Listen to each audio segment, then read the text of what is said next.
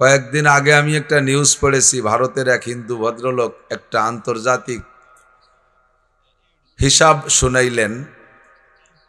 উনি বলতেছেন, আমি হিন্দুর ছেলে, এখনো হিন্দু আছি।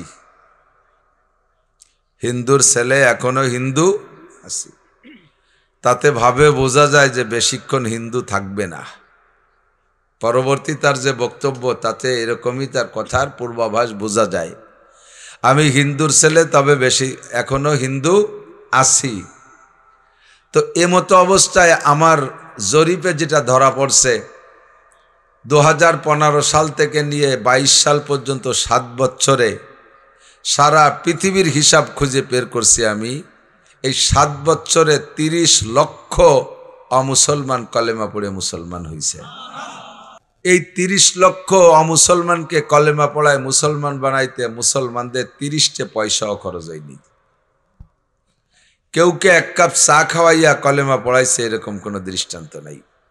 শুধুমাত্র বয়ান দিয়েই তাদেরকে কলেমা পড়াইছে। আর এই 7 বছরে সারা পৃথিবী হিসাব করে দেখেছি, মাত্র 30,000 মুসলমান অমুসলমান হয়েছে। তবে এই 30,000 মুসলমানকে অমুসলমান বানাইতে সব হিন্দু হয়েছে তা না, সব খ্রিস্টান হয়েছে তা না, বিভিন্ন ধর্মে চলে গেছে। এর পিছনে প্রত্যেক জাতিগোষ্ঠীর কোটি কোটি টাকা খরচ করা লাগছে। কেউরে বাড়ি দেওয়া লাগছে, কেউরে গাড়ি দেওয়া লাগছে, কেউরে বিদেশের ভিসা দেওয়া লাগছে, কেউরে গ্রিন কার্ড দেওয়া লাগছে, কেউরে সুন্দরী বউ দেওয়া লাগছে, কেউরে কোটি কোটি টাকা দেওয়া লাগছে। এই কোটি কোটি টাকা খরচ করে মাত্র 7 বছরে 30,000 মুসলমানকে ধর্মান্তরিত করা গেছে। আর 7 বছরে 30 লক্ষ মুসলমান হয়েছে, তাদের পিছনে একটি পয়সাও খরচ করা লাগেনি। উনি বলেন, তাতেই প্রমাণ করে ইসলাম ধর্মই সঠিক ধর্ম। বলেন সুবহানাল্লাহ। আমরা দোয়া করি ভদ্রলোককে আল্লাহ হিদায়াত নসিব করে, বলেন আমিন।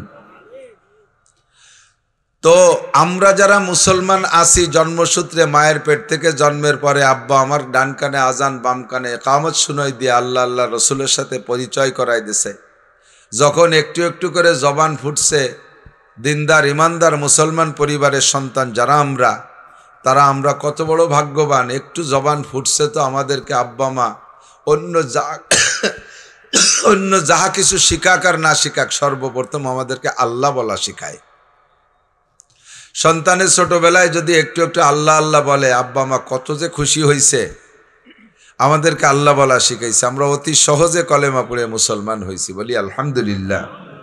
আল্লাহর এক বুজুর্গ বলেন, মানাবুদ মুআতাকাজা মানাবুদ, মানাবুদ মুআতাকাজা মানাবুদ, লুৎফে তুনা গুপ্তা ইমামি শানুদ, आदमियत दादाई बाजम मुसलमा कर दाई, ऐ खुदा कुर्बा शवा में हसाबर हसा कर दाई। আমরা ছিলাম না, তুমি বানাইছো। আমাদের কে বানাইছে? আল্লাহ।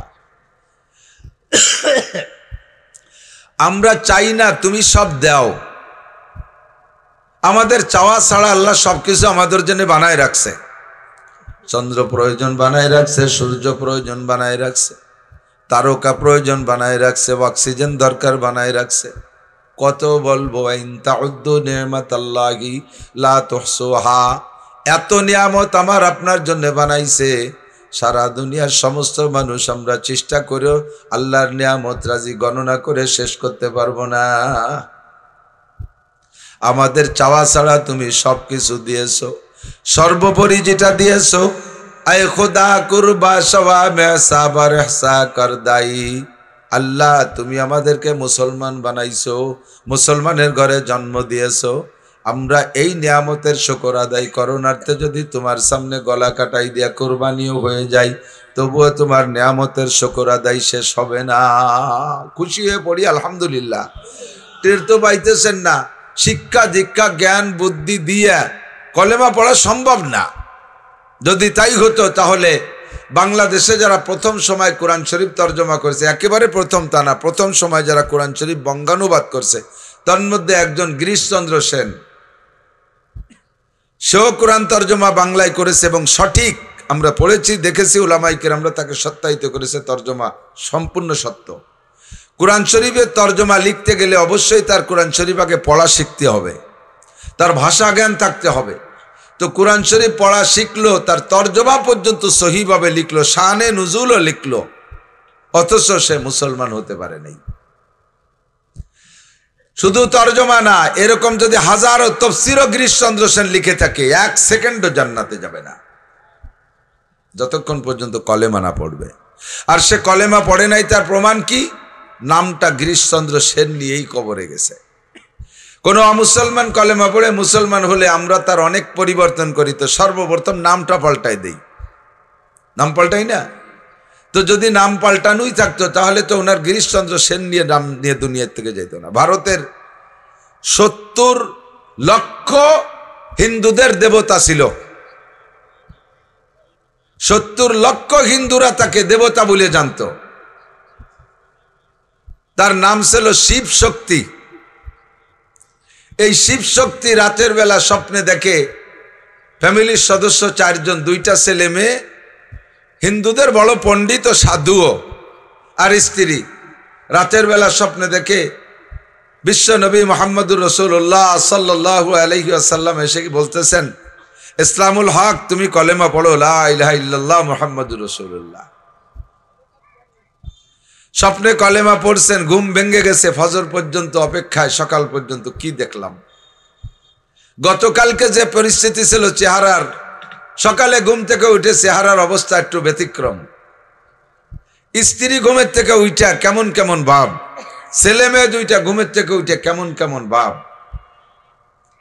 এই প্রত্যেকের ভিতরে অন্য দিনের চাইতে একটু ব্যতিক্রম ভাব। তো উনি মুরব্বী হিসেবে এক এক করে জিজ্ঞেস করছে, তুমি কি ব্যাপার, এরকম মলিন মলিন ভাব কে? তো কেউ কেউ রে কিছু কয় না। পরে সর্বপ্রথম উনি উনার স্ত্রীকে বলতেছে, গত রাত্রে দেখলাম একটা লোক এসে বলল আমি মুহাম্মদুর রাসূলুল্লাহ, আর ওই লোকটা আমার নাম ধরে বলতেছে, আমার নাম, আমাকে আলাদা একটা নামে বলতেছে, ইসলামুল হক, তুমি পড়ে লা ইলাহা ইল্লাল্লাহ। আমি তো পড়ে ফেলাইছি স্বপ্নে। স্ত্রী বলতেছেন, তখনও বলতেছে, ভগবানের কসম আমিও তাই দেখছি। মা বাবা 2 জনের কথা শুনে ছেলে মেয়ে 2টা পাশে এসে বলে, বাবা আমিও এই স্বপ্নে দেখেছি। আমাদের আলাদা আলাদা একটা নাম ধরে ধরে এভাবে আমাদের কলেমার দাওয়াত দিচ্ছে। তো বললো যে যদি তাই হয়ে থাকে তাহলে আর ভাগাভাগির দরকার নাই, আমরা 4 জনে পড়ে ফেলাই লা ইলাহা ইল্লাল্লাহ মুহাম্মাদুর রাসূলুল্লাহ। নামটা পাল্টে গেছে গিরিশচন্দ্র, কি বলা হয়, শিব শক্তি থেকে নাম হয়েছে ইসলামুল হক। তারপরে ভারত সরকার তার নাগরিকত্ব কেটে দিয়েছে, সম্পদ সম্পত্তি যা ছিল সব বাজেয়াপ্ত করে দিয়েছে। তৎকালীন বাংলাদেশে যারা ছিল তারা তাকে আশ্রয় দিয়েছে, বাংলাদেশে অনেক দিন ছিলেন, বিভিন্ন জায়গায় মাহফিল প্রোগ্রামও করছেন। এরপরে সৌদি সরকার তাকে স্বাগতম জানাইলেন, সৌদি নিয়ে তাকে নাগরিকত্ব দিয়া সেখানে এখনো পর্যন্ত বসবাস করতেছে।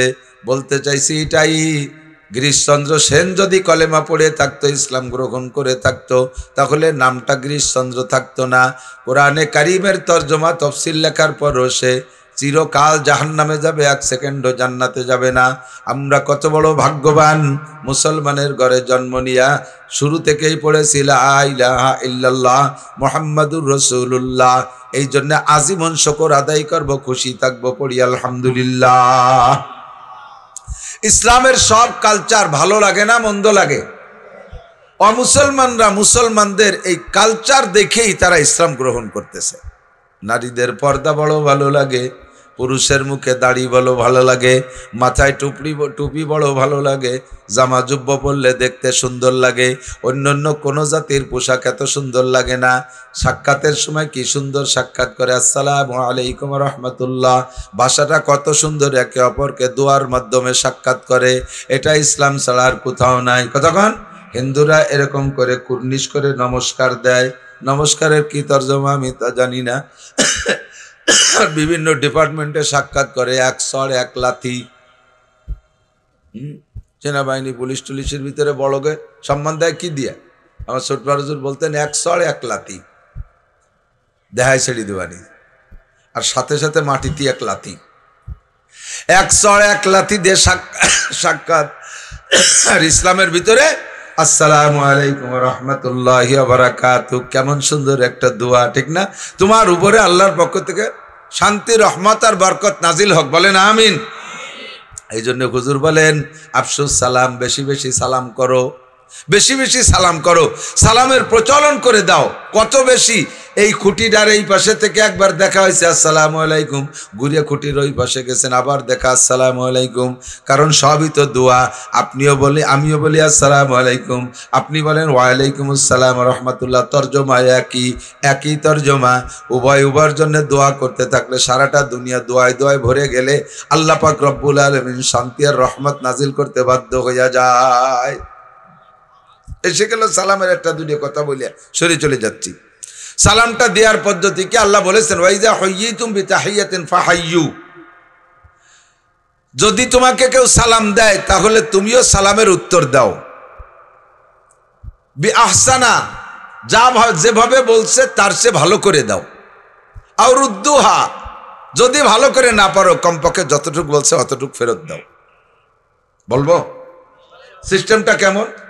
আমি যদি আপনারে সালাম দেই আসসালামু আলাইকুম, তাহলে আপনি এর চেয়ে ভালো করে দেওয়ার ভাষা আছে। হাদিসে যে পরিমাণ আছে ওই পরিমাণ ওর চেয়ে বাড়া যাবে না। হাদিসে আসছে আমি যদি বলি আসসালামু আলাইকুম, তাহলে এর চেয়ে ভালো করে কিভাবে দেবেন? ওয়া আলাইকুমুস সালাম, একটা শব্দ বাড়াই দেন রহমাতুল্লাহ। আমি যদি বলি আসসালামু আলাইকুম রহমাতুল্লাহ, আমি বাড়াই দিছি, আপনি আরেকটা বাড়াবেন ওয়া আলাইকুমুস সালাম রহমাতুল্লাহি ওয়া বারাকাতুহু। এলো বাড়ানো পর্যন্ত সুযোগ আছে। আমি যদি বলি আসসালামু আলাইকুম রহমতুল্লাহি ওয়া বারাকাতুহু, হাদিসে পর্যন্ত আছে, আপনি এরপরে আর বাড়াবেন না। এবার হলো রুদ্দুহা, যা বলছি ওইটা ফেরত দেন। ওয়া আলাইকুমুস সালাম রহমতুল্লাহি ওয়া বারাকাতুহু, সমান সমান হুবহু ফেরত দিয়েছেন। অনেকে আছে একটু পণ্ডিতগিরি দেয়, এরপরে আরো বাড়ায় ওয়ালাইকুমুস সালাম রহমতুল্লাহি ওয়া মাগফিরাতুহু ওয়া জান্নাতুহু ওয়া জাহান্নামুহু ওয়া কুদরতুহু ওয়া দাখিলুহু, এখানে বাড়াতে দেয়। এই জায়গার পণ্ডিত্যের দরকার নেই। ইসলাম হলো মাপা ঝুপা, বাড়ানোও যাবে না, কমানোও যাবে না, যা আছে তাই, তার নাম ইসলাম। মা তাকুমুর রাসূলু ফাকুযুহু ওয়া মা নাহাকুম আনহু ফান্তাহু। রাসূল তোমাকে যেটা যেভাবে করতে বলে ওইটা ওইভাবে করো, যেটা ছাড়তে বলে সেটা ছেড়ে দাও। বলবেন যে পরে যা বলছি তা তো ভালোই বলছি, খারাপের কি বলছি, তা দোষ কি আছে? আরো খানিক দোয়া করে দিলাম। না, আপনাকে অনুমতি নাই। মাগরিবের ফরজ নামাজ কয় রাকাত? জ্বর হলো না, পড়ছেন তো? না বলি টু ওঠা। এখানে আমাকে সাথে তো অনেকে পড়ছেন আলহামদুলিল্লাহ। যারা পড়ে নাই আইছে, তারা জীবনেও অনেকে পড়ে না। এরকম ভালো ভালো আল্লাহ আল্লাহ মানুষ আছে, কোনো দিনও মাগরিবের নামাজ পড়ে নাই। এরা তো রাকাত ফাকাত জানে না। আমার সাথে এক ডিসি সাহেবের কথা, ডিসি সাহেব বলতেছিলেন তৎকালীন প্রধানমন্ত্রী শেখ হাসিনার আমলে সরকার একবার ডিসিদেরকে নিয়ে সম্মেলন করলেন ঢাকায় সচিবালয়। তো ডিসি সম্মেলনের ভিতর দিয়া জুমার দিন, শুক্রবার ছিল, ইতিমধ্যে আজান দেশে, জুমার আজান দেশে। জুমার আজান দিলে সব ডিসিদেরকে উনি বললেন যান আপনারা জুমা পড়ে আসেন। প্রধানমন্ত্রী বললেন আমি নামাজ পড়ে আসি, নামাজের পরে বাকি আলোচনা হবে, লাঞ্চের পরে এরপরে আবার মিটিং হবে, এই বলে ছুটি দিয়েছেন। তো উনি বলতেছেন যে আমি তো মুসলমান ডিসি, আর একজন মুসলমান ডিসিকে বললাম ভাই চলেন যাই নামাজ পড়ে আসি। বস চলেন। তো বলে কি নামাজ? শুক্রবারে কি নামাজ এইটা ডিসি জানে না। এ ডিসিও যদি আমাদের গোপালগঞ্জের ডিসি হয়, তাহলে পদাধিকার বলে আমাদের গোপালগঞ্জের 2-3টে প্রতিষ্ঠানের কিন্তু সভাপতি থাকে ডিসি সাহেব, যেমন কোট মসজিদ, মাদ্রাসা, তারপরে আমাকে মুসলিম এতিমখানা, পদাধিকার বলে এখানে ডিসি হয়। যে ডিসি শুক্রবারে জুমার নামাজ কি বারে তাই জানে না, সেই ডিসি যদি ধর্মীয় প্রতিষ্ঠানের ডিসি হয়, মানে সভাপতি হয়, তাহলে কেমন হয় কন্ত দেই? তো উনি বললেন আপনি মুসলমান না, আপনি জানেন না যে শুক্রবারে কি নামাজ? না তো, আমি তো কখনো জানি না। এটা একটা ক্রেডিট দেখাচ্ছে, আমি তো জানি না কখনো। তার মানে জীবনেও কোনোদিন ও এলাকায় ঘুরি নেই। এটা কি মুসলমান? মাগরিবের নামাজ 3 রাকাত, কয় রাকাত? নামাজ তো নামাজ 3 রাকাতের জায়গা যদি মোহাব্বতের সাথে চিন্তা করেন, সময় আছে, আমি কিরাত ভালো জানি, আজকে জয় ঝামেলা কম, 4 রাকাত পড়বো। 4র্থ রাকাত যদি সূরা বাকারা পড়িয়ে ফেলান, একটু ভালো করে পড়ি, একেবারে আল্লাহকে হাজির নাজির যাই না, মনে মনে কল্পনা করতেছেন ফুলসিরাতের পর দাঁড়িয়ে আছি, আল্লাহ আমার সামনে আছে, ডাইনে আমার জান্নাত, বামে আমার জাহান্নাম, পিছনে আমার আজরাইল। 4 নম্বর রেখাতের সময় মনটা খুব ক্লোজ করে ফেলাইছেন এবং চতুর্থ রেখাতটা সুন্দর করে পড়ছেন। রুকুতে 39 বার আজিম, সেজদায় যে 41 বার আলা মারিয়ে দিয়েছেন। খুব যত্ন সহকারে শেষ বৈঠক করছেন, ভদ্রতার সাথে সালাম ফিরাইছেন। মাগরিবের নামাজ 4 রেখাত, মাগরিবের নামাজ 3 রেখাত। চতুর্থ রেখাত পড়ার দ্বারা কি চতুর্থ রেখাত নামাজ হবে? হবে? আগের 3 রেখাত পড়ছেন ইন্না তাইনা কুলহু দিয়ে, শেষ রেখাতে বড় ওইরে ভরি দিয়েছেন, হবে? কিরাত পড়লাম, কোরআন শরীফ পড়লাম, রুকু করলাম, তো হবে না কে? হবে না। কারণ হলো আল্লাহর হুকুম মাগরিবের নামাজ পড়েছো কিন্তু নবীর তরিকায় পড়ো নাই। নবী জীবনও 4 নম্বর রেখাত মাগরিবে মিলাই নাই।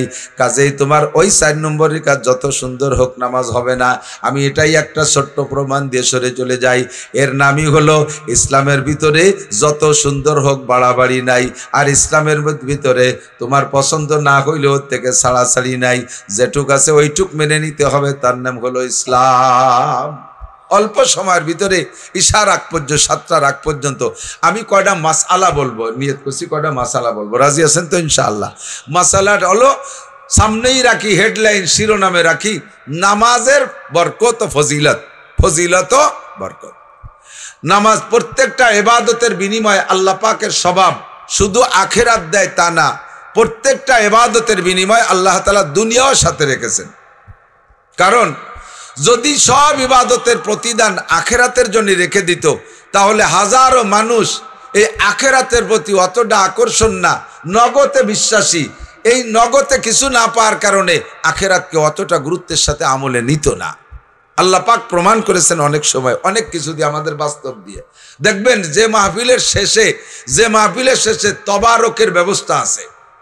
মাঝে মাঝে উড়িয়ে গিরান আসতেছে, গরুর গোশতের গিরান, তারপরে কি কয় তেহারি মেহারির একটু গিরান আসতেছে, ওদারে শুনতেছি যে থালবাটি আড়ি ভাতিলির খড়খড়ি শোনা যাচ্ছে, তাতে বোঝা যাচ্ছে যে প্যাকেট ট্যাকেট হবে। তাহলে সেই মাহফিলি শেষ বক্তা যত খারাপ ওয়াজ করুক, শ্রোতা কমে না, এর পার্টির সাথে ভাষা লাগি যায়, ওঠেই না। আরো দোকানপাট বন্ধ হয়ে যে দলে দলে আসতেছে। কিছুদিন আগে আমি গেছি সিলেট এক মাহফিলি, শেষ বক্তা আমি বয়ান করছি, অনেক লোক যথেষ্ট পাইছি, কিন্তু নেমে যাওয়ার সময় দেখি সে ইস্তেমার মাঠে যেমন রাস্তা দিয়ে দেন না, ওইভাবে ঢুকতেছে পাঙ্কু ফুলাপান, 16, 18, 20, 22 বছরেরা। সে যে কি হারে, ঘটনা কি, ওখানে এখন তবারক বিতরণ, ওদের সে তবারক ওদের সিন্নি কয়, এখন সিন্নি দেবে, সিন্নি। তো মাহফিলের শেষে যদি তবারক আর সিন্নি থাকে, তাহলে মাহফিলের শেষ পর্যন্ত লোক পাওয়া যায়। বক্তা যত খারাপ ওয়াজ করুক আর যাই করুক না কেন, ভালো না লাগলেও শেষ পর্যন্ত বসে থাকে। মিলাদের শেষে, দোয়ার অনুষ্ঠানের শেষে যদি কিছু ভালো তবারক থাকে, তাহলে শেষে ওই মিলাদের লোক বেশি থাকে। শুক্রবারে মসজিদে ইমাম সাহেব এলান দিয়েছে, সবাই বসবেন, দোয়া আছে, উকি মারি দেয় যে সামনে 2 প্যাকেট স্টার বিস্কুট, ফরজ পড়েই বাড়ি যাবে। দোয়ায় বসবেন না, কয় না সুন্নত, ঘরে পড়া সুন্নত, ফতোয়া দিয়ে ঘরে চলে যাচ্ছে। পরে শুক্রবার এলান দিয়েছে, এলানও দেয়া লাগে না, আগের থেকেই গরুর গোশ মুরগির ঝোলের গিরান আসতেছে না, আবার কেমন কেমন পা গিরান, জিলাপি গিরান। দোয়ার জন্য এলান দিয়েছে, উকি মারি দেখে যে সামনে বড় বড় ডিশ ভরা আর 2 বস্তা। আজকে সুন্নতের পরে 2 রিকাত, তারপরে 2 রিকাত, ওনার জ্বালায় সেই ইমাম সাহেব দোয়াই বসতে পারতেছে না। কাকা শেষ করেন, তাড়াতাড়ি দোয়া করবো। হ্যাঁ আইছো তো তোমরা খাতি নে গিয়ে। উনি গত শুক্রবারে কিন্তু বসিনি স্টার বিস্কুট দিয়ে। বোঝা যায় যে দোয়ার পরে যদি তবারক থাকে, তাহলে সেই দোয়ায় লোক বেশি হয়।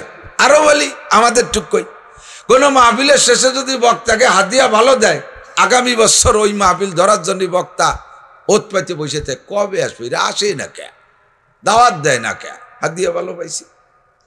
মাহফিলে যদি হাদিয়া কম দেয়, পরের বছর ফোন দিলি, হুজুর ডায়েরিটা একটু কি অবস্থা দেন, ডায়েরির কলেরা হয়েছে, কারণ টাকা কম দিছিলে তা তো কোয়া যাচ্ছে না, না খালি নাই, ডায়েরির কলেরা হয়েছে। এই সবগুলো দেখা আল্লাহ পাক ইবাদতের, আল্লাহ দেখে বলছে তা না, বাস্তব মানুষের স্বভাব এরকম হবে। আল্লাহ পাক রব্বুল আলামিন সব ইবাদতের প্রতিদান মূল রাখছে আখেরাতে, আর প্রত্যেকটা ইবাদতের প্রতিদান দুনিয়ায় কিছু রাখছে। আমরা ইবাদত করি কি দুনিয়া পাওয়ার জন্য না আখেরাত? একটু কথা বলেন। নামাজ পড়ি কি জন্য? আখেরাতের জন্য। রোজা রাখি আখেরাত হজ করি, আখেরাত জাকাত দেই, আখেরাত দাড়ি রাখছি, আখেরাত টুপি পরি, আখেরাত ঢিলাকুলুক, আখেরাত মেসক দস্তরখান, আখেরাত তিলাওয়াত করি, আখেরাতের জন্য তবলিগি যাই, আখেরাতের জন্য ফরজ ওয়াজিব সুন্নাত ইশরাক কাবিন চাষ তাহাজ্জুদ সব কিসের জন্য? দুনিয়ার জন্য না আখেরাত? আখেরাতই পাবেন। তবে আল্লাহ পাক তার সিস্টেম অনুযায়ী প্রত্যেকটা ইবাদতের প্রতিদান দুনিয়ায় কিছু রেখেছে। তো সর্বপ্রথম শ্রেষ্ঠ ইবাদত নামাজ, এর প্রতিদান আল্লাহ পাক বলেছেন এর প্রতিদান একটা, নবী পাক বলেছেন এর প্রতিদান 5টা। কয়টা? আল্লাহ বলছেন কোনটা? আল্লাহ বলেন ইন্নাস সালাতা তানহা আনিল ফাহশাই ওয়াল মুনকার। নামাজ পড়বা কয় ওয়াক্ত? আকিমিস সালাতা তরাফাইন নাহারি ওয়া যুলাফাম মিনাল লাইল ইন্নাল হাসানাতি ইউযহিবনাস সাইয়্যাত যালিকা যিকরা লিয-যাকিরিন। এই আয়াতের ভিতরে আল্লাহ একটা বলেছেন, ওই আয়াতের মধ্যে আরেকটা বলেছেন। আল্লাহ বলছেন নামাজের প্রতিদান দুই দিকে, দুইটা দিক তাকাও। 1 নম্বরে হলো আকিমিস সালাতা তরাফাইন নাহারি ওয়া যুলাফাম মিনাল লাইল, নামাজ পড়বা রাতে ও দিনে 5 ওয়াক্ত। খামসু সালাওয়াতিন ইফতারাজাহুন্নাল্লাহ। আমাদের পাকে পাকে কিছু উই পোকা সার পোকা ঢুকে গেছে, আমাদের পাকে পাকে কিছু উই পোকা সার পোকা ঢুকে গেছে। আহলে কোরআন নামে একদল বের হইছে, আহলে হাদিস নামে একদল বের হইছে। নাম শুনছেন না? আহলে হাদিস তো শুনেছেন, যারা রফে আদান করে বুকির পর পুরুষটা সানা বান্ধে, নামাজে দাঁড়ায় ভাষের জন্য লাইচতি মসজিদ দিচ্ছে সরাই বেলে, এমনি দাঁড়াইছে খালি পাও দিয়ে ঠেলে। আহলে হাদিস একদল, আর একদল আছে আহলে কোরআন। এরা নিজেদেরকে আহলে কোরআন দাবি করে। তারা কয় নামাজ দিন রাত মিলাইয়া 3 ওয়াক্ত। একটু বলবেন না? কি বলবেন? নাউজুবিল্লাহ। নামাজ কয় ওয়াক্ত? 5 ওয়াক্ত। ওরা কয় 3 ওয়াক্ত। আমার যুবকরা কত আন্দোলন করো, যদি 3 ওয়াক্ত নামাজের দাবিদার তোমাদের সামনে কেউ আইসা হাজির হয়, তোমারে দাওয়াত দেয়, তারেকে তুমি ভালো করে হাদিয়া দিবা না? তার ফুলের মালা দিবা না তারে জুতোর মালা দিবা? একেবারে উপযুক্ত বিচার নিজে হাতে করে ছেড়ে দিবা। শরিয়াতের পরিবর্তন করাইতে আসছে। হেজবুত তাওহীদ নামে এক পাঙ্কু আছে, নাম তার সেলিম। এই হেজবুত তাওহীদের পাঙ্কু সেলিম, সে আইসা শরিয়াতের ভিতরে আঙ্গুল ঢুকায়। আর এই আহলে কোরআন একদল, তারা কয় 3 ওয়াক্ত। নবী পাক বলেন খামসু সালাওয়াতিন ইফতারাজাহুন্নাল্লাহ, আল্লাহ দিনে রাতে 5 ওয়াক্ত নামাজ ফরজ করেছেন। খামসু সালাওয়াতিন ইফতারাজাহুন্নাল্লাহ আকিমিস সালাতা তরাফাইন নাহারি ওয়া যুলাফাম মিনাল লাইল। আল্লাহ কাই নামাজ পড়লে লাভ কি? আকিমিস সালাতা তরাফাইন নাহারি ওয়া যুলাফাম মিনাল লাইল ইন্নাল হাসানাত ইউযহিবনাস সাইয়্যাত, ইন্নাল হাসানাত ইউযহিবনাস সাইয়্যাত। প্রত্যেকটা নেক আমলের স্বভাব হলো নেক আমলে গুনাহ শেষ কইরা দেয়। আর আয়াতের মধ্যে আল্লাহ বলেন ইন্নাস সালাতা তানহা আনিল ফাহশাই ওয়াল মুনকার। মনে রাখবেন কথা, নামাজের কাজ হলো নামাজিকে সকল প্রকার অন্যায় থেকে ফিরায়। যত প্রকার অন্যায় আছে সমাজে, সব অন্যায় থেকে বাঁচানোর জন্য একটা মাত্র তাবিজ, সেটার নাম হলো নামাজ। ধরে বলেন কি? নামাজ। আল্লাহ কয় ইন্নাস সালাতা তানহা আনিল ফাহশাই ওয়াল মুনকার। তাহলে আল্লাহর কথা অনুযায়ী আমি এখান থেকে একটা জিনিস ধরে রাখলাম, নামাজি ব্যক্তি ঘুষ খাবে না, নামাজি ব্যক্তি সুদ খাবে না, নামাজি ব্যক্তি চুরি করবে না, নামাজি ব্যক্তি ডাকাতি করবে না, নামাজি ব্যক্তি দাড়ি কাটবে না, নামাজি ব্যক্তি মত্তারি গাঁজা বা ফেন্সিডিল হিরোইন খাবে না, নামাজি ব্যক্তি সুদে কারবার করবে না। ব্যারাক অ্যাডামস কারিতাস বিআরডিবি স্বনির্ভর জাগরণী চক্র আশা প্রশিকা গ্রামীণ ব্যাংক এই সমস্ত সুদীয় প্রতিষ্ঠানের সাথে নামাজি ব্যক্তি সম্পর্ক রাখবে না। নামাজি ব্যক্তি ওই জায়গায় চাকরি করবে না, নামাজি ব্যক্তি কোনো ব্যাংকে চাকরি করবে না। এটা হলো নামাজের দাবি। নামাজি ব্যক্তি জিনা করবে না, নামাজি ব্যক্তি আইল ঠেলবে না, নামাজি ব্যক্তি পরের জমি দখল করবে না, নামাজি ব্যক্তি মিথ্যা কথা বলবে না, নামাজি ব্যক্তি গীবত শিকায়ত করবে না, নামাজি ব্যক্তি পরনিন্দা করবে না, নামাজি ব্যক্তি অন্যের ক্ষতি করবে না। এইটা হলো নামাজের ক্রিয়া। কতক্ষণ? এইটা নামাজের ক্রিয়া। এইটা হলো আল্লাহ বলেছেন। 2 নম্বরে নবী পাক বলেন মান হাফাজা আলাস সালাওয়াত, যে ব্যক্তি ঠিকমতো নামাজ পড়বে 5 ওয়াক্ত, আকরামাহুল্লাহু বিখামসি খিসাল, আল্লাহ তাআলা তারে 5টি পুরস্কার দিবেন। এই 5টি পুরস্কারের ভিতরে একটা দুনিয়ায়, আর 4টে দুনিয়া থেকে যাওয়ার পরে পরে দুনিয়ার থেকে যাওয়ার পরে যেই চারটা, সেই চারটা একটা হলো আযাবুল কবর। আল্লাহ পাক তার আযাবে কবর দূর করে দিবেন, ওই লোকটা নামাজি ব্যক্তির কবর আযাব হবে না। 3 নম্বরে ইউতিহিল্লাহু কিতাবাহু বিয়ামিনিহি, আল্লাহ পাক তার ডান হাতে আমল নামা দিবেন। 3 নম্বরে তাকে ইয়ামুরু আলা সিরাতে কালবার, বিদ্যুৎ গতিতে পুলসিরাত পার হয়ে যাবে। পুলসিরাত পার হইতে তার বেগ পাইতে হবে না, কোনো টেনশন করা লাগবে না। 4 নম্বর পুরস্কার, মরার পরে ইয়াদখুলুল জান্নাতা বিগাইরি হিসাব, বিনা হিসাবে জান্নাতে চলিয়া যাইবে। এই চারটে হলো মরার পরে। আর জীবদ্দশায় যেটা তবারকের মতো রেখে দিয়েছেন, যে নামাজের বিনিময়ে একটা তবারক আছে, সেইটা হলো ইউরফা আনহু যিকুল আইশ, নামাজি ব্যক্তির কোনো অভাব হবে না। আমি দুইটা জিনিসকে সামনে রেখে সামনে যাই। একটা হলো আল্লাহ বলেছেন নামাজি ব্যক্তি কোনো প্রকারে অন্যায় গুনাহ করে না, কোনো প্রকার অপরাধ করে না। নামাজিকে সব অন্যায় থেকে, খারাপ কাজ থেকে ফিরায়। 2 নম্বর নবী পাকের কথা একটা ধরলাম দুনিয়ারটা, সেটা হলো নামাজি ব্যক্তির অভাব হবে না। এই দুইটা জিনিস সামনে রেখে সামনে যাই। আমার দিক তাকান, অথচ আমরা চোখের সামনে দেখি হাজারো নামাজি ব্যক্তি অন্যায় করে। কতক্ষণ করে?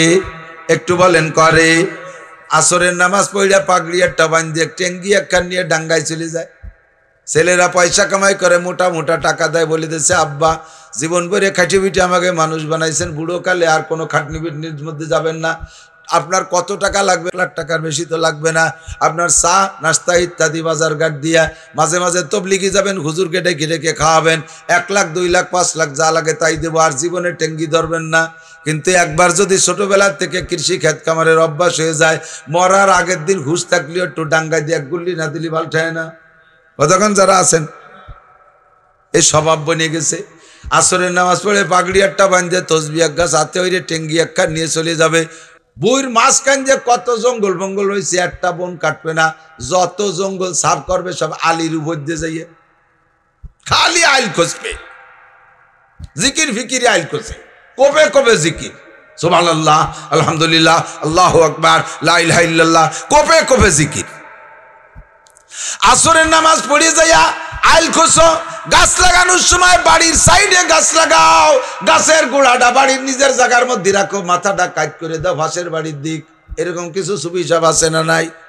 আকামের গুরু, অথচ নামাজ পড়ে এই ফাইজলেমিটা করে। কেন করে? এই গাছটা এমন জায়গা লাগায় যাতে গাছটা মোটা হলে পাশের জমির মধ্যে খানিক ঢুকে যায়। এরপরে কবে গাছ যেখানে জমি আমার এখানে, প্রত্যেক বছর বেহি বেড়া দিতে যাইয়া সাফল যে খাল খসে মাত্র 1 ইঞ্চি বাড়ায়, চোখে পড়ে না। এইভাবে বাড়াইতে তালে আছে 30 বছর পর্যন্ত যদি 1 ইঞ্চি করে বাড়ায়, 100 ফিট লম্বা যদি হয় জমিটা, তাহলে 30 ইঞ্চি যদি চওড়া বাড়িয়ে যায়, আধা কাঠার চাইতে বেশি ঢুকে পড়ে।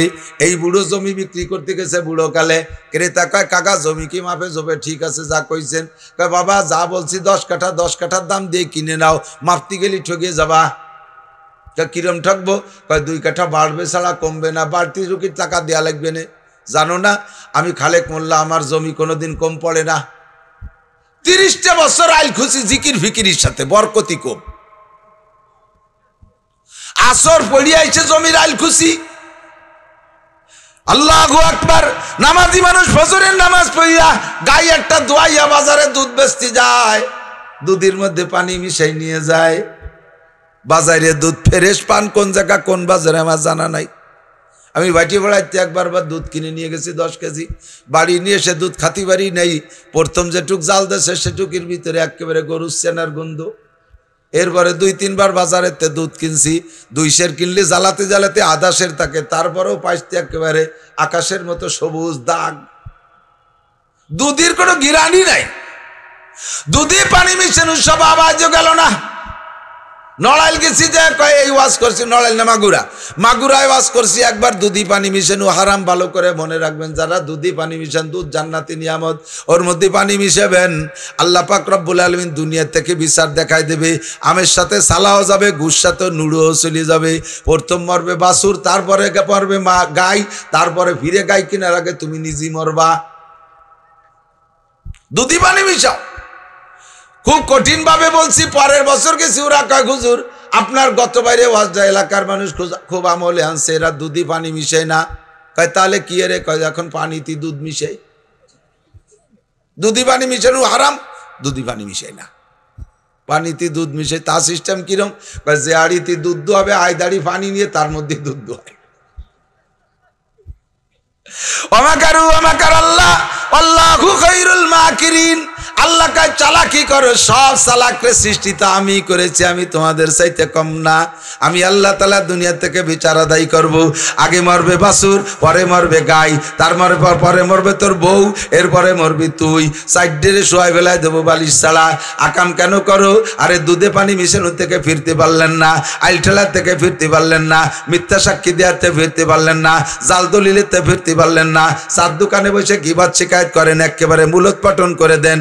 দেশের সবার নামে কইয়ে লাস্ট ফিনিশিং ধরে হুজুরকে সব জাহান্নামে পাঠাই দে। উনি সাধ্য হতে তলিরাটি, জীবনে কোনোদিন নামাজ নাই, কালাম নাই, আগে সোসে না, মুইতে বানি নয় না, আকামের গুরু, অথচ উনি নিজে খুব পুত পবিত্র। দেশের সব মানুষ খারাপ, এই সমস্ত অন্যায় থেকে ফিরতে পারছেন না, অথচ নামাজ পড়েন কেন? এই সমস্যাটা কোথায়? আমি সেইটা একটু ধরাই দেবো, দুই চারটা। আর নবী পাক বলেছেন তোমার নামাজের প্রতিদান আখিরাতের সাইডে তো মরার পরে বোঝা যাবে। দুনিয়ায় যেটা পাবা সেটা হলো রিজিকের অভাব থাকবে না, অথচ নামাজ পড়ে কিন্তু রিজিকের অভাব যায় না। এই দুইটা সমস্যা কেন? হুজুর কয় নামাজ যেমন পড়া দরকার, তোমার নামাজটা সেরকম হচ্ছে কিনা সে জায়গা আগে হাত দাও। নামাজের ফরজ 13টি। কয়টি? একটু বলেন কয়টি? আমি যদি জিজ্ঞেস করি 13টা ফরজ গুনিয়ে কয়জন কইতে পারবেন? একটু হাত দেখাবেন কয়জন পারবেন? ঠুয়ো হাত দেওয়ালে কিন্তু একটারে উঠাই দেবো। এই তো নগদে জামাতের তেজে মুখস্থ করেছে, থ্যাংক ইউ।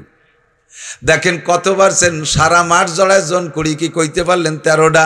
আর এখানে 500-700 হাজার খানিক মানুষ আছেন, সবাই পারলেন না। আর নামাজের ফরজ যদি না জানেন, ওই ফরজটা আপনার আদায় হলো কি হলো না বুঝবেন কি করিয়া? নামাজের 13টা ফরজ আপনাকে জানা ফরজ। নামাজের ওয়াজিব 14টি। কয়টি? হাত দেখাবেন কয়জনে পারেন এই 14টি ফরজ ওয়াজিব বলতে? দেখেন তাও জন কুড়িক, আর বাকিরা জানেন না। ফরজ তরক কইলে সমস্যা কি?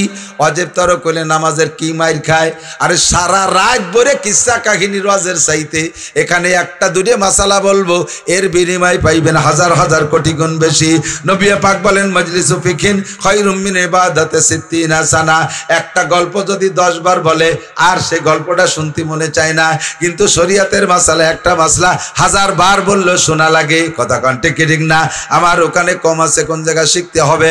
নবী পাক বলেন একটা মাসালা যদি শোনো আর শেখো, তার বিনিময়ে তোমাকে 60 বছর নফল নামাজ ও নফল রোজার সওয়াবের চাইতে বেশি দেওয়া হবে। আমার আপনার জিন্দেগীর শ্রেষ্ঠ ইবাদত হলো নামাজ। কিয়ামতের ময়দানে জিজ্ঞাসা হবে আউয়ালু মা ইউহাসাবু বিহিল আবদু ইয়াউমাল কিয়ামাতিস সালাহ। হাসরের মাঠে সর্বপ্রথম জিজ্ঞাসা হবে কোনটা? একটু বলেন কোন প্রশ্ন? নামাজ। নামাজের প্রশ্ন। আমরা এই মাঠে আসছি নেকি কামাই করতে না গুনাহ কামাই করতে? যত বেশি কায়দা করে কামাই করা যায়, রাজি আছেন না? যেভাবে হোক আরেকজনের চেয়ে একটু বেশি কামাই করবো, রাজি আছেন না? এই মাঠের থেকে আজকে বেশি নেকি কামাই করে যাব, রাজি? সত্যি কথা কেন রাজি? তাহলে সহজে একটা নেকি কামাই করার একটা সহজ বুদ্ধি দিচ্ছি। যার যার সামনে যেটুকু ফাঁকা আছে যদি আগেই বসে 10 বছর এতে কাবে সওয়াব পাবেন। দেখি কার কার চাহিদা আছে। কই সরে নড়ে না তো, এই কেবল কলম যে বেশি নাকি কামাই করেন, আবার আগ্যই না, মাথা জুললি হবে না, ভাষা সহ আগ্যতি হবে। এটা গায়ে আসতে হবে। পিছনে লোক বাড়তিছে, ওই যে দেন দরজার দ্বারে গাদাই গেছে। যারা দরজার কাছে দাঁড়ায় রয়েছে তারা যুবকরা ভিতরে ঢুকে বসো। সময় কম, কামাই বেশি, অল্পক্ষণের ভিতরে 2-4টে মাসালা ইম্পর্টেন্ট, ভেরি ভেরি ইম্পর্টেন্ট। মাঝে মাঝে বলি আবারও স্মরণ করাই দেই। এই মাসালাগুলো প্রায় ভুলে যায় মানুষ। বিশাল বিশাল ভুলের কারণে নামাজ নষ্ট হয়ে যায়। নামাজের ফরজ 13টি, জোর হলো না? নামাজের ওয়াজিব 14টি। কয়টি? 14টি। 2 রাকাত নামাজের 4 স্থানে 28টে সুন্নতে মুআক্কাদা। দাঁড়ানোর মধ্যে 7টা, রুকুর মধ্যে 7টা, সিজদার মধ্যে 7টা, বসার মধ্যে 7টা, 4 জায়গা 4 7 28টে সুন্নাত আছে। এই 28টে সুন্নাত আপনাকে শিখতে হবে। এই জন্য নবী বলেন তলাবুল ইলমি ফারিদাতুন আলা কুল্লি মুসলিম। এই হলো নামাজকে তৈরি করার জন্য 3 প্রকারের মাসলা। কয় প্রকার? এবার এই নামাজ নষ্ট হওয়ার জন্য 19টা কারণ আছে। 19 কারণে নামাজ নষ্ট হয়। আগে নামাজকে 3 প্রকার মাসলা দিয়ে সংগঠিত করতে হবে, এরপরে খেয়াল রাখতে হবে যাতে 19 কারণের কোনো একটা কারণ না ঘটে না যায়, যাতে নামাজ নষ্ট হয়ে যায়। আমার আপনার জিন্দেগিতে এই 13টা ফরজ সঠিকভাবে অনেকের আদায় হয় না। 1 নম্বরে শরীর পাক, 1 নম্বরে শরীর পাক, 2 নম্বরে কাপড় পাক। 1 নম্বরে শরীর পাক, 2 নম্বরে কাপড় পাক, এই দুটোর একটু হয়ে যায়। যারা পেশাব কইরা পুরুষরা ঢিলা ব্যবহার না করেন, শুধুমাত্র জায়গায় বসে কাশকস দিয়ে পানি দিয়ে ধুয়ে হেঁটে চলে যান, বিশেষ করে 40-এর উপরে যাদের বয়স, 40-এর উপরে যাদের বয়স, তারা যদি এই কাম করেন আপনার শরীর পাক বলে আপনি দাবি করতে পারবেন না, কারণ 40-এর উপরে চলে গেলে শরীরের অবস্থা ব্যতিক্রম হয়ে যায়। যুবকদের ভিতরে পার্সপাতি ভালো থাকে, পেশাব করতে বসলে ফোর্স বেশি, একেবারে একটানা বেরোয় চলে যায়। আর বুড়ো মানুষের পেশাবে ফোর্স কম, আস্তে আস্তে আস্তে আস্তে পড়ে, লাস্টের দিক যে পেটের মধ্যে কিছু থাইকে যায়। আর বসে পেশাব করতেছেন, আপনার নাড়িটা একটু আঁকা বাঁকা হয়ে যায়, কুনাকানার ভিতরে 1-2 ফুট থাইকে যায়। আপনি পানি দিয়ে যখন হাঁটা দিয়েছেন, হাঁটা দেওয়ার পরে পাইপটা টান টান হয়ে গেছে, বেকা বুকের মধ্যে যেখানে যাচ্ছিল আস্তে আস্তে নিচের দিক ঝরা শুরু হয়ে যায়।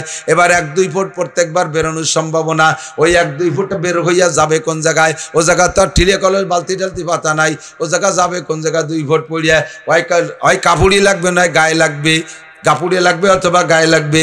ডেলি 2-3 বার পেশাব যদি করেন তাহলে 2-4 ফুট মাখতে মাখতে আপনার শরীরও না পাক, আপনার কাপড়ও না পাক। আপনি এরপরে নামাজ পড়ছেন, বাকিগুলো যত সুন্দর করে আদায় করেন, প্রথম 2টা ফরজ মাইর খাইছেন। 1 নম্বরে শরীর নাপাক, 2 নম্বরে কাপড় নাপাক, এইভাবে আপনি জীবন করে নামাজ পড়ে যাচ্ছেন, যার কারণে নামাজের থেকে যে 2টা পাওনা ছিল, ওই 2টা পাওনা আপনি পাইতেছেন না। কতক্ষণ আমার আহলে হাদিস ভাইরা আমাদের সবক দেয়, কয় যে কোনো জায়গা, হাদিসের কোনো জায়গা কোথাও নাই নবী পাক পেশাবে ঢিলা ব্যবহার করছে। আমিও স্বীকার করছি নাই, সত্যি নাই। আমাদের ইদানিং আর এক বক্তা বেরোইছে, সে কয় নামাজ পড়লে ভেস্তে যাওয়া যাবে, এটা আমি কোথাও পাইনি। উনি পাইনি কোনো জায়গা। আল্লাহ, তুমি পাও নাই বলে নাই তাই কয় কি ঠিক হবে? এমনি সাজি সুদে নামাজ পড়াতে পারতেছি না, এত ভয় ভীতি দিয়ে।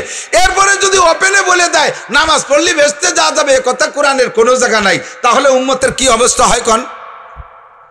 তাহলে কি নামাজ পড়ে? আমরা তারাই ফুকরো মাদ্রাসায় যখন ছিলাম অনেক আগে, সম্ভবত 93-94-তে 1993-94 সালে পড়াইতাম, তো ওই সময় আমাদের উস্তাদদের ভিতরে একজন ভালো মাপের আলেম, নাম বলবো না, অনেকেই চিনবে, খুব ভালো আলেম, মুহাদ্দিস। আমরা একদিন বিকেলে বসে বসে গল্প সর্বের ভিতর দিয়া বিভিন্ন প্রকারের ধর্মীয় গল্প, ভৌগোলিক গল্প, এই গল্পের মধ্যে উনি বলতেছেন সারা পৃথিবীতে নদীর পানি ঘোলা শুধু বাংলাদেশে, আর বিশ্বের কোন জায়গার নদ নদী খালবিলির পানি ঘোলা না, সব স্বচ্ছ। তো সবাই শুনে আশ্চর্য হয়ে গেছে, ওর বাবা ভূগোল সম্পর্কে কি অভিজ্ঞতা, সারা দুনিয়ার খবর কয়ে দিল। এর মধ্যে আমার মাথার মধ্যে ক্রিমিনালি ঢুকছে, দেই লুকমা দেওয়া যায় নাকি। আমি পাইয়ে গেছি লুকমা। আমি বললাম, আমি তো দেওবান যাওয়ার সময় দেখলাম ভারতে কলকাতা ব্রিজের নিচে, হাওড়া ব্রিজের নিচে এই গঙ্গা নদীর পানি দিয়ে গুলা দিয়ে আসলাম। আমাকে মধুমতি নদীর মতো ছোট নদী, এরকম গুলা। তা আমি গেছি মাত্র 2 বার, আপনি গেছেন 30 বার, দেখেন না ওই জায়গার পানি গুলা? তো উনি কয়, ও জায়গায় আমি যতবার গেছি রাত্রি গেছি, যতবার গেছে উনি। তো তুমি রাত্রে গেছে বলে ওই জায়গায় যে কিছু নাই এ কথা বলা যাবে? কুরআন শরীফের যে জায়গায় নামাজের পর বিনিময়ে জান্নাত আছে, সেই জায়গায় যে তুমি রাত্রি গেছো বুঝতে দেহ নাই, ও জায়গাতে বিচারা যারা দিনের বেলা যায় তারা খুব দেখে। বহু আয়াতের ভিতরে সহজ একটা, দ্বারের কাছে সূরা মুমিনুন 18 নম্বর পারা, কাদ আফলাহাল মুমিনুন আল্লাযীনা হুম ফি সালাতিহিম খাশিউন। আরো 4-5টা 6টা আমলের কথা বইলা আল্লাহ পাক রেজাল্ট দিচ্ছেন। কাদ আফলাহাল মুমিনুন আল্লাযীনা হুম ফি সালাতিহিম খাশিউন, যারা নামাজকে সুন্দর করে খুশু-খুজুর সাথে পড়ে, আল্লাহ বলছেন ইয়ারিসুনাল ফিরদাউস, তারা জান্নাতুল ফিরদাউসের বাসিন্দা হবে। তুমি পাও নাই বিধায় কোরআনে নাই তা বলে দুনিয়ার মানুষকে বিভ্রান্ত করতেছো। তোমার তাফসীর করা, তোমার বয়ান করার অধিকার নাই। কথা কোন ঠিক কি ঠিক না? সামলাই যাও, নইলে কিন্তু উলামায়ে কেরাম ছাড়বে না। সময় ভালো না। আল্লাহু আকবার। নবী পাক পেশাবে ঢিলা ব্যবহার করেছেন, এইটা তুমি পাও নাই বিদায় হাদিসে নাই, তোমারে বলতে বলছে কে?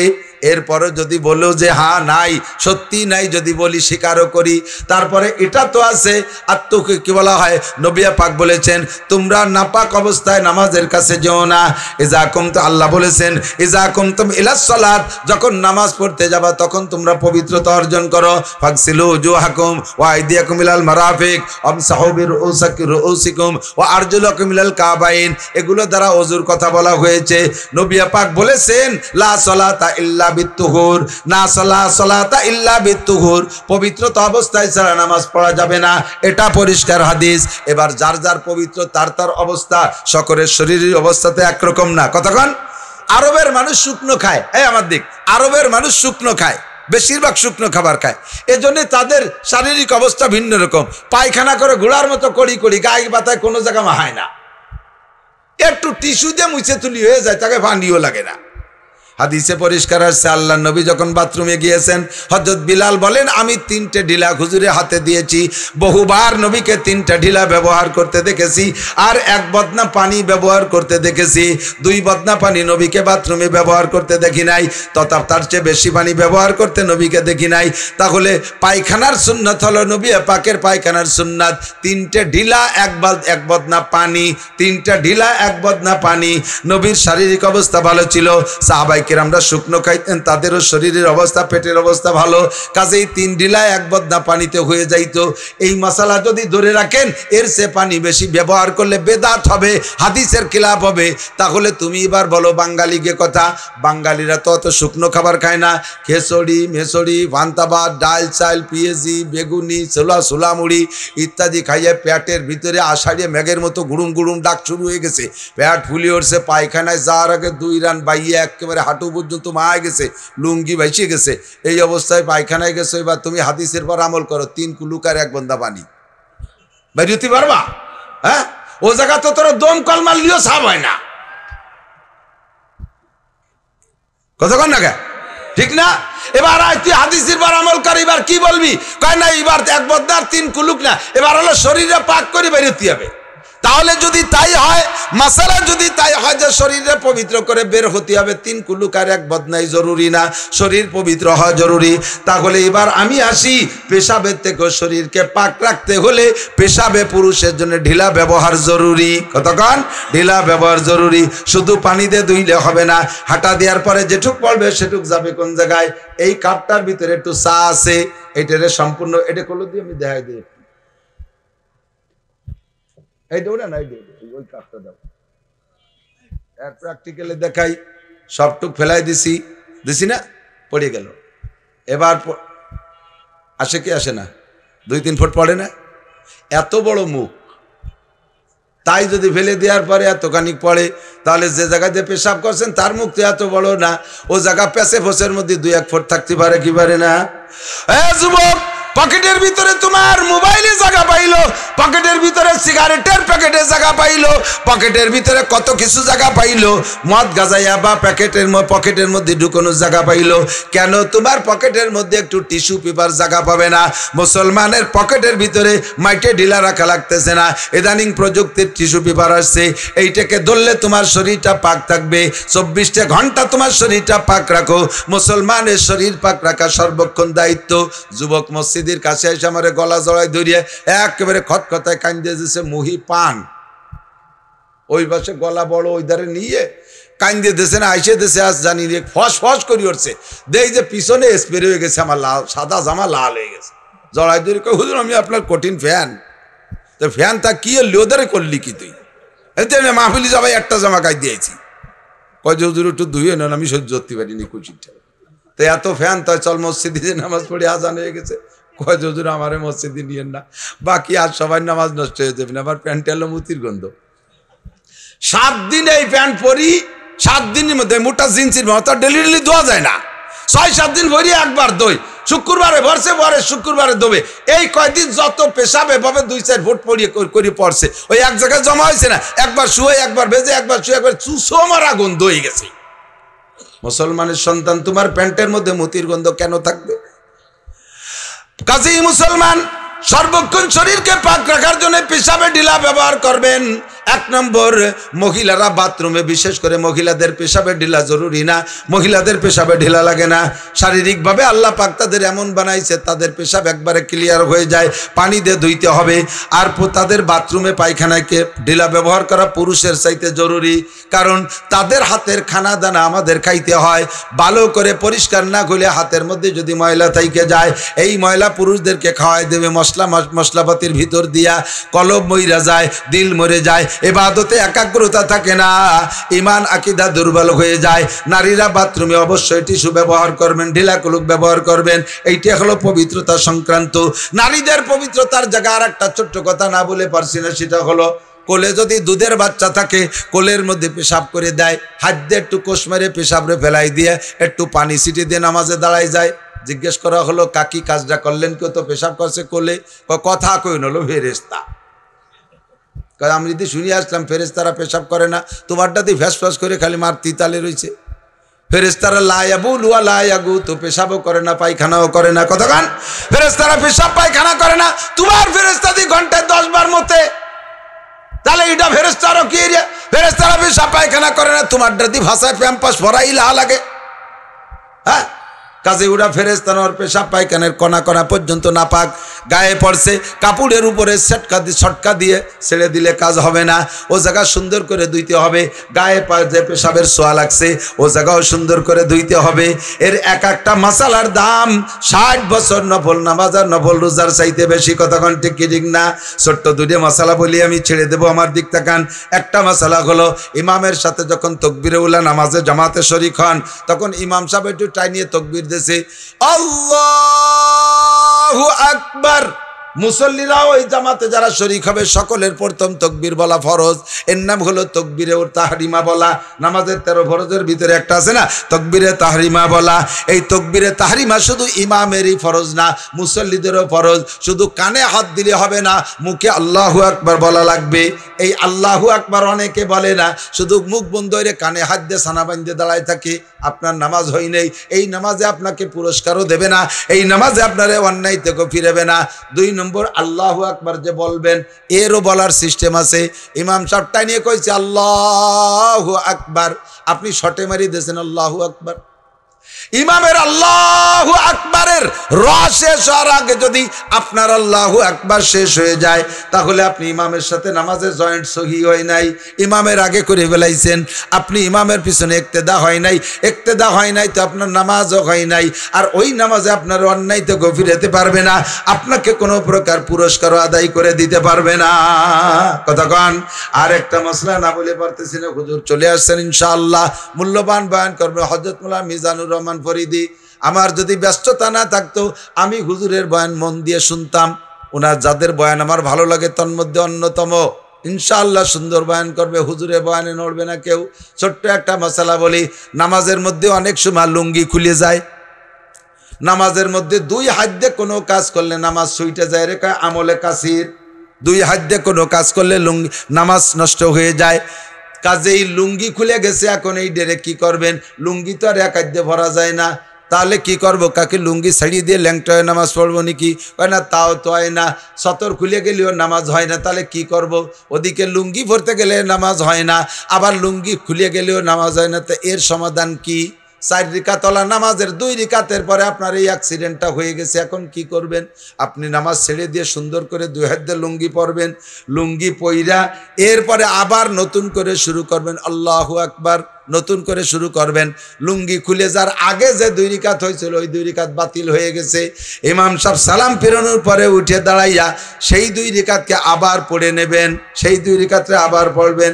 কিন্তু আপনি যেন লুঙ্গি পরে আবার সুন্দর করে টাইট করে ধরে আগের 2 রিকাতকে আপনি নামাজের মধ্যে শামিল করে নেবেন না, তাহলে এইটা নামাজ হয় নাই। এই নামাজের যে 2টা পুরস্কারের কথা ছিল, আপনি একটাও পাবেন না। মজলিস ফিকহিন খায়রুম মিন ইবাদাতি 60 60 হাসানা। 3-4টে যা মাসালা বললাম, প্রত্যেক এক একটা মাসালার বিনিময়ে আল্লাহ পাক আমাকে আপনাকে 60 বছর নফল নামাজ ও রোজার সওয়াব দান করবে। সবাই বলে আমিন। আর একটা তারিখ মুখস্থ করেন, বলেন 31শে জানুয়ারি। একটু কন না, নেকি হবে। 1 জানুয়ারিতে কোনো ফজিলত নাই, গত রাত্রে বলছি, আজকে তা শরীর চলে গেছে বিদায় বললাম না। 31st নাইট যদি কোনো মুসলমানের সন্তান পালন করে থাকেন, তার কবিরা গুনাহ হইছে, তার কবিরা গুনাহ হইছে, এইটাকে বরকত মনে করে যদি করেন তাহলে আপনি কাফের হয়ে গেছেন। আজকে আপনার কলেমা পড়ে নতুন করে মুসলমান হইতে হবে, নইলে আপনি যদি বিবাহিত হন, আপনার বউ তালাক হয়ে গেছে, এই অবস্থায় স্ত্রীর সাথে মেলামেশা করলে জেনার গুনাহ হবে। এরপরে যে সন্তান পয়দা হবে, জারিউর বাচ্চা পয়দা হবে। এরপরে আপনি মরে গেলে আপনার জানাজা পড়ানো হারাম, কাফন পড়ানো হারাম, মুসলমানের কবরস্থানে দাফন করা হারাম। আপনি যদি 31st নাইটকে, এই 1 জানুয়ারির প্রথম রাতকে যদি বরকত মনে করিয়ে একে স্বাগতম জানায় থাকেন, আপনার ঈমান নষ্ট হয়ে গেছে। মুসলমান জানাবে, স্বাগতম জানাবে মুহররম মাসের 10 তারিখকে, তার ভিতরে আমল আছে, সময় মতো বলবো। কাজেই আমরা এই অন্যায় আর করব না। আমার প্রাণ প্রিয় গোপালগঞ্জবাসী, আমার গোপীনাথপুর আশপাশের যারাই আছেন, আমরা যুবকরা প্রতিজ্ঞা করি, আর জীবনে কোনো দিন 31st নাইট আর 1 বৈশাখের কোনো বিষয় আমরা উদযাপন করব। একটু সবাই বলো, যুবকরা করব। কারা কারা করবা না একটু হাত দেখাতে পারো। আর জীবনে এই অন্যায় করব আর করব না। আল্লাহ সবাই হাত দুটোকে কাবার গায়ে পৌঁছাই দিক, বলেন আমিন। এতাতিদের সাথে কোনো তবলিগ নাই, এতাতিদের সাথে তবলিগ নাই। সন্ত্রাস বাহিনী, গুন্ডা বাহিনী, মায়ের বাহিনী 6 জন মানুষকে টুঙ্গির ময়দানে মারছে যারা, তারা কখনো হকপন্থী তবলিগওয়ালা হইতে পারে? কথা বলেন, পারে? গহরডাঙ্গাওয়ালারা তার বিপক্ষে, হাটাজারি, পটিয়া, বাবুনগর, জিরিনাজির, লালবাগ, ফরিদাবাদ, মালিবাগ, যাত্রাবাড়ি, তারাইলপুকুর, সন্দদি গিলে, সুলতান শাহী, সুটপা, সারা পৃথিবীর সমস্ত মাদ্রাসায় উলামায়ে কিরাম যাদের বিপক্ষে, অবশ্যই তারা কখনো হকপন্থী হইতে পারে না। তাদের সাথে তবলিগের কোনো সম্পর্ক নাই। ওরা ইসরায়েলের নেতানিয়াহুর মোসাদ বাহিনীর সাথে, মোসাদ যে গোয়েন্দা, তার সাথে সম্পর্ক করে সেখান থেকে লেনদেন করে। বহুত প্রমাণ খুঁজে পাওয়া গেছে। এই সন্ত্রাস আর ইসলামের এত বড় শত্রু বাহিনী যদি তবলিগ করে, তাদের সাথেও যাবেন না, তাদের ইস্তেমায়ও যাবেন না। ইস্তেমায় যাবেন 31শে জানুয়ারি, 1-2 ফেব্রুয়ারি। আল্লাহ কবুল করুক, জোরে বলেন আমিন। এই মাদ্রাসার বিপক্ষে কারা একটু হাত দেখাবেন মোহাব্বতের সাথে? 4 জন 5 জন বিপক্ষে, বেকায়দায় পড়ে বুলি বুলি উঠে বেলাইছে। পক্ষে কারা একটু আল্লাহকে হাত দেখাবেন? আল্লাহ হাতগুলোরে কবুল করে না, বলেন আমিন। মাশাআল্লাহ, বেশি না। যারা বিপক্ষে তারা চলে যাবে, আর যারা পক্ষে তারা থাকবে। এরপরে বয়ান হবে হযরত মাওলানা মিজানুর রহমান ফরিদি, আমার অত্যন্ত স্নেহাস্পদ